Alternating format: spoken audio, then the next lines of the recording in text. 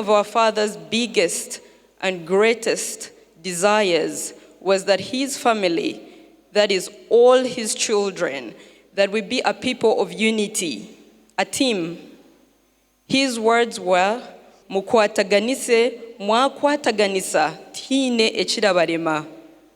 Nishaba abana mwakegambira ngo dada kana bagira ngo mukwatanise aza nicyo yafayana yitenga kandi ninyenda ngo mukikore nabashaba umumisho gabanywani beitu nimurebe ko kereziye yijwire abingi nangwa ati bari kumanya ubundo rumo rundu kugamba konke kirunjo rwanyu barwetegereza kandi na mwami Kristo nawe bye babyetegereza nanya abandi bari kubyetegereza kandi twe naturu kugamba kimwe okukwatanisa aza nimbashaba ngo mukishikirize tutabani tuzo mu makoti aza shoya abaryo muntu wihorere nakibashaba.